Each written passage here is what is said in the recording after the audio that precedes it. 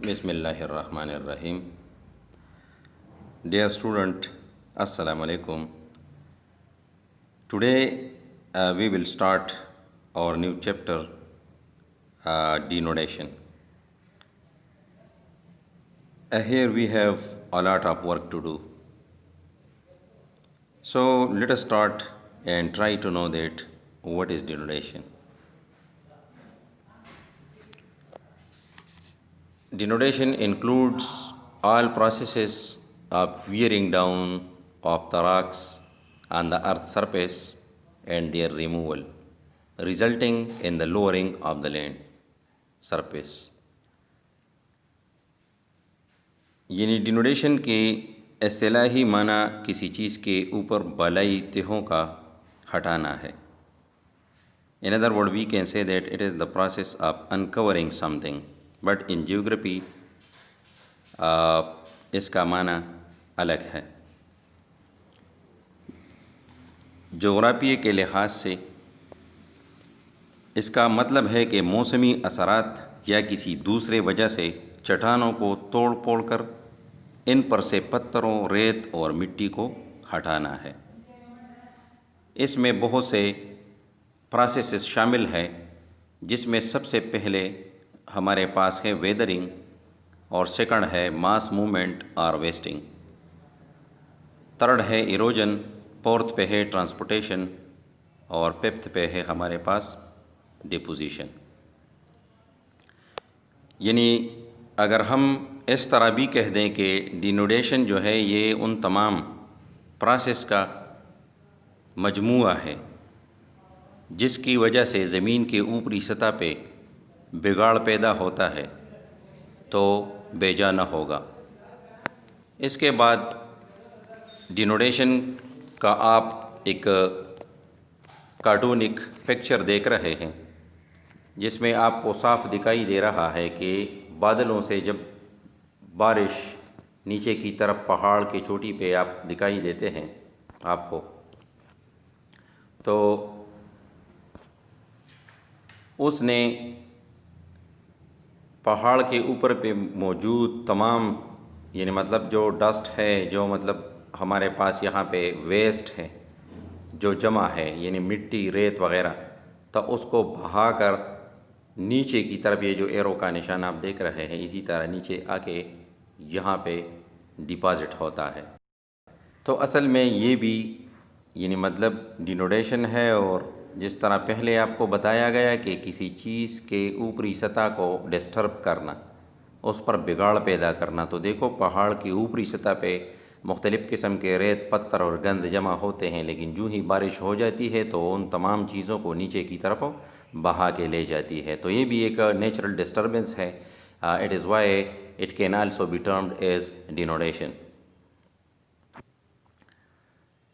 Denudation, as you have been told earlier, that it composed of many processes. The first one in which is weathering. So let us discuss that what is weathering.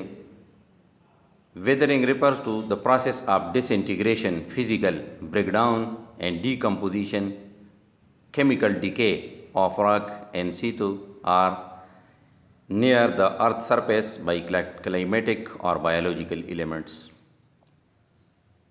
یعنی ویدرنگ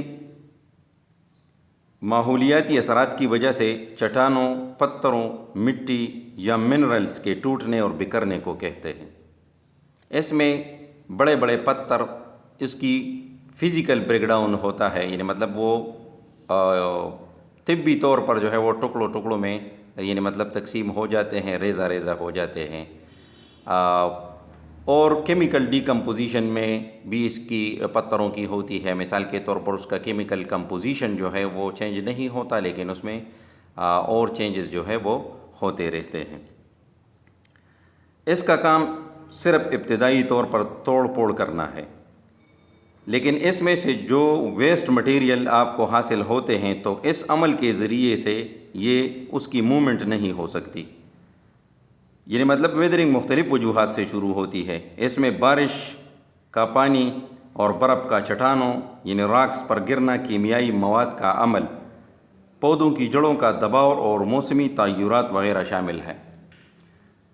یہ اس میں مختلف قسم کی یعنی مطلب ہم کہتے ہیں کہ فزیکل ویدرنگ کا سمپل اگر آپ اگزامپل لے لیں تو ایک پتھر کو لے لو اور اس کو ہتھوڑے کے ساتھ جو ہے وہ ہٹ کرو تو وہ 2-3 ٹکڑوں میں تقسیم ہو جائے گا. تو it is actually the physical disintegration of rock. یہ فزیکل بریک ڈاؤن ہے راکس کا. پھر کیمیکل ہے تو کیمیکل اگر آپ اس طرح کر لیں کہ ایک پتھر کے اوپر آپ تیزاب کو چھڑک دیں تو پتھر پہ چھوٹے چھوٹے سے مسام اور اکائیاں آپ کو نظر آ جائیں گی, آپ آبزرو کر سکتے ہیں. تو یہ یعنی مطلب کیمیکل ڈیکے اس کا ہو گیا. اور اسی طرح بایولوجیکل فیکٹرز بھی اس میں شامل ہے, اس کا وقت آنے پر انشاءاللہ تعالی ذکر کریں گے. لیکن فی الحال ہمیں صرف ویدرنگ سمجھنا ہے کہ ویدرنگ اصل میں the physical disintegration of rock material. یہ ویدرنگ جو ہے توڑ پھوڑ کا عمل ہے, اس میں مختلف قسم کے تعاملات شامل ہے. اس کے بعد اس کے ٹائپس ہیں.